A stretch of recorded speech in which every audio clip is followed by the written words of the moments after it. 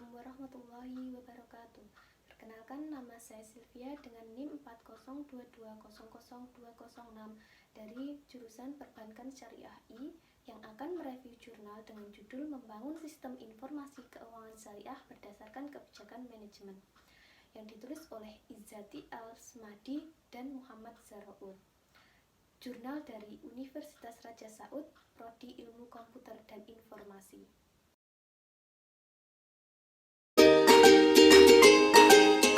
Aturan dan peraturan tertentu yang harus mengontrol aktivitas keuangan antara uang pemberi pinjaman dan peminjam sebelum menjadikannya legal dari perspektif agama untuk mencegah adanya riba. Meskipun perbankan syariah dan layanannya sudah tersebar luas, saat ini perbankan syariah menghadapi beberapa tantangan, yaitu antaranya teknologi independen yang terkait dengan regulasi, isu-isu, kesadaran, dan aspek syariah.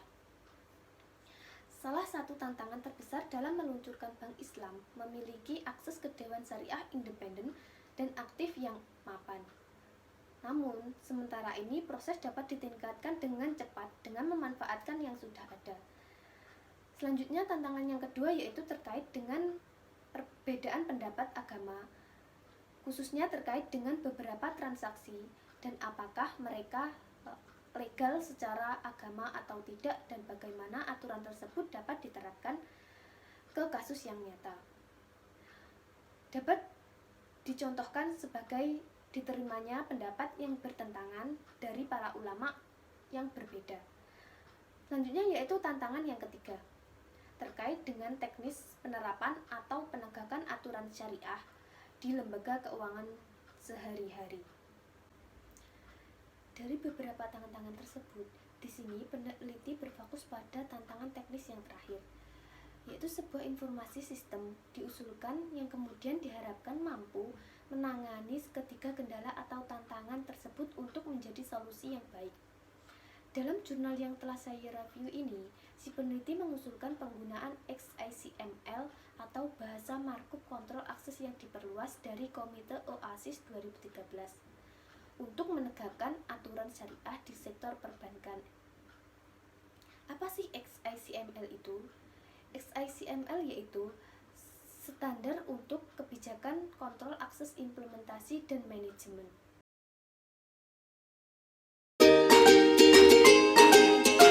XICML diharap agar bisa merancang, menegakkan, dan mengevaluasi sistem keuangan di mana hukum syariah Islam akan digunakan sebagai bagian dari sistem keuangan. Selain itu, XICML juga digunakan untuk otoritas keamanan. Namun, ada beberapa hal yang perlu diperhatikan, yaitu yang pertama, infrastruktur XICML dibangun berdasarkan mengisolasi antara otoritas dari sistem yang mendasarinya, implementasi, dan yang lebih penting dari sumber daya.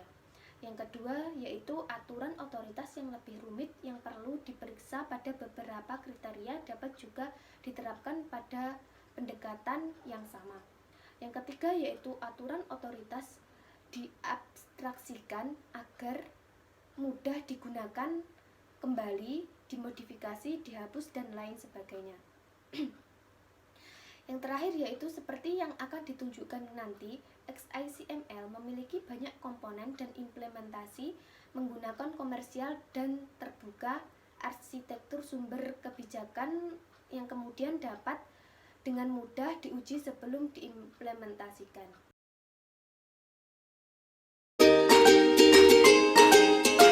Atau keuangan Islam. Definisi umum perbankan atau keuangan Islam adalah bahwa perbankan atau sistem keuangan ditaati oleh aturan keuangan Islam yang terkait dengan masalah moneter. Seperti yang kita ketahui, syariah Islam melarang adanya riba. Selain itu, syariah juga melarang inflasi yang misalnya tingkat bunga akumulatif di mana jumlah pinjaman meningkat jika peminjam menunda proses pembayaran.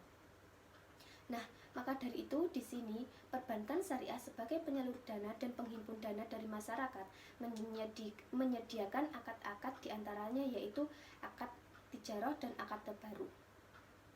Akad tabaruk di sini akad yang tidak mengharap keuntungan. Di antara pembiayaannya yaitu akad hiwalah, kafalah, wakalah, qad, rohen. Namun berbeda dengan akad tijaroh. Akad tijaroh di sini mengharapkan adanya keuntungan. Dalam akadnya dibagi menjadi 3 pembiayaan, yaitu jual beli, sewa menyewa, dan bagi hasil. Dalam jual beli terdapat pembiayaan murabahah, salam istisna. Dalam sewa menyewa terdapat ijarah dan IMBT. Yang terakhir yaitu akad bagi hasil, yaitu terdapat mudharabah dan musyarakah. Itu tadi hasil dari review yang telah saya dapatkan. Apabila ada kurang lebihnya saya mohon maaf. Wassalamualaikum warahmatullahi wabarakatuh.